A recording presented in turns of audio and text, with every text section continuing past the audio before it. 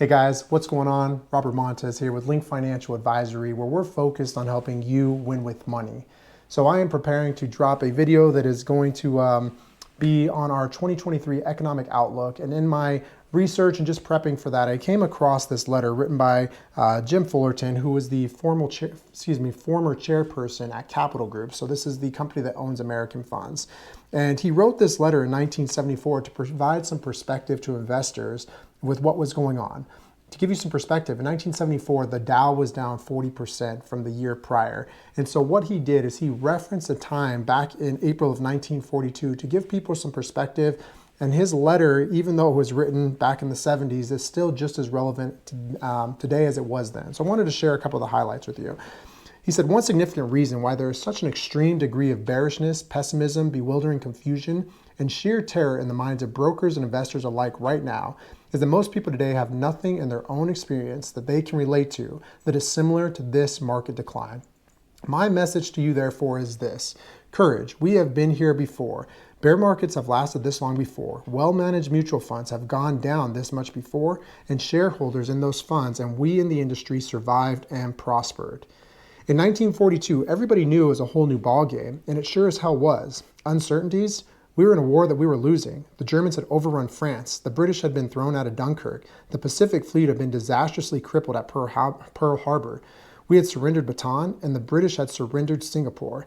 The U.S. was so ill-prepared for a war that the cavalry school at Fort Riley was still teaching equitation, and I would guess that probably 70% of our field artillery was equipped with horse-drawn French 70mm guns, model 1897.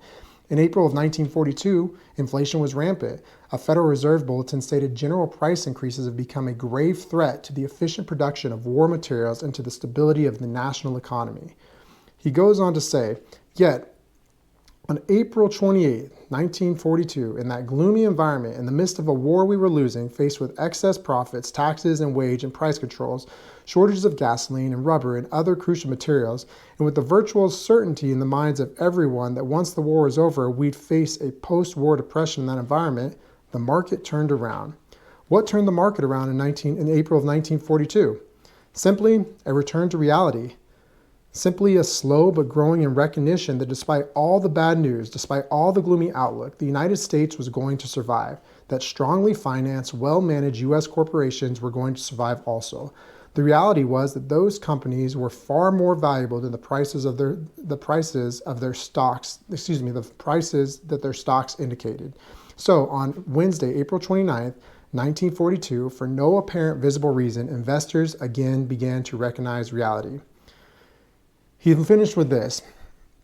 Some people say they want to wait for a clearer view of the future, but when the future is again clear, the present bargains will have vanished. In fact, does anyone think that today's prices will prevail once full confidence has been restored? Have courage. We've been here before, and we've survived and prospered.